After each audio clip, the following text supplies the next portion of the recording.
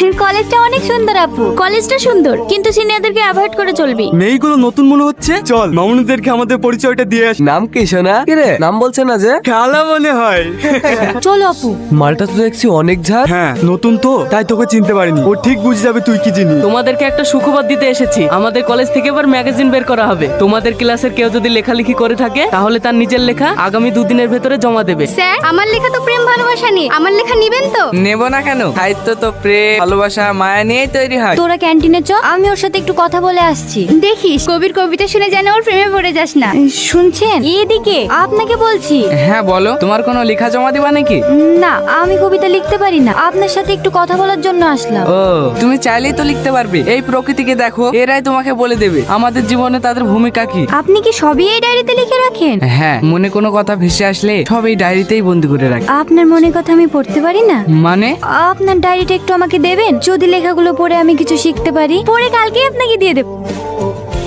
সাদা কাফন অস্থির মন, বুঝবি তখন হারিয়ে যাবো যখন। সাদা কাফন তুলে রেখেছিল কতজন, হাতছানি দিয়ে ডেকেছে তার সাথে, তারাও হয়েছে কবরবাসী। সাদা কাফন পরে চলে গেছে কতজন, আমরাও চলে যাব। সাদা কাফন পরে সেদিন কাঁদবে কি হাতটা ধরে? কারোর হবে ভালো, কারোর হবে খারাপ। এই দুনিয়ায় করেছি কত পাপ, যদি লেগে থাকে কারোর হৃদয়ে তীর, ক্ষমা করে দিও এই শেষ শূন্য যাত্রায়। এই যুগে পরকাল নিয়ে কেউ ভাবেই না, সবাই নিজে নিজে নিয়ে ব্যস্ত। মামনি এখানে কার জন্য দাঁড়িয়ে আছো? যার জন্য দাঁড়িয়ে থাকে আপনাকে দেখতে হবে না। সেদিন তো না আমরা বলে চলে গেল, আজকে অত সহজে যেতে দেবো না। আপনি এখান থেকে যাবেন না প্রিন্সিপালকে ডাকবো? না না, প্রিন্সিপালকে ডাকো না, আমার প্রিন্সিপালকে ভীষণ ভয় লাগে। একটু কাছে এসে দূরে যাচ্ছে কেন?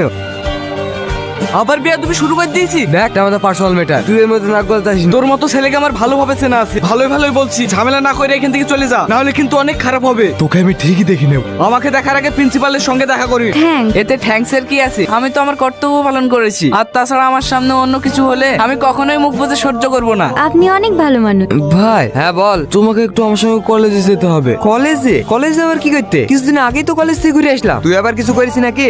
তেমন কিছু না, তুমি তো জানো কিছু না করলে আমার দোষ হয়। হ্যাঁ হ্যাঁ, সে তো আমি ভালো করেই জানি। তুমি কেমন ভাই এবার মতো চলো। ঠিক আছে ঠিক আছে, কালকে যাবো। যা তুই ভিতরে যা। হঠাৎ কলেজে কি মনে করে? কি করব, ছোট ভাইটার জন্য মাঝে মাঝে কলেজে আসতে হয়। আপনি বলে ওকে দেখা করতে বলেছেন। ও, আমি তো শুধু ওকে ডেকেছিলাম, বকবো বলে ভয়ে সঙ্গে করে আপনাকেও নিয়ে এসেছে। বেয়াদব একটা, কলেজে ওপেনে স্মোকিং করে, কোন স্যার কিছু বললে মুখে মুখে তর্ক করে, আবার মেয়েদেরকেও বিরক্ত করে বেড়ায়। কিরে তোর নামে সব কি শুনছি? তুই যে বললে কিছু করিসনি। স্যার ছোট তো তাই ভুল করে ফেলেছে, এবার মতো ক্ষমা করে দে। তার কাছে ক্ষমা চা। স্যার আমার ভুল হয়ে গেছে, নেক্সট টাইম এরকম আর হবে না। তোমার ভাইয়ের কথা শুনে শেষবারের মতো ক্ষমা করে দিলাম, পরের বার যেন তোমার নামে কোনো অভিযোগ শুনতে না পায়।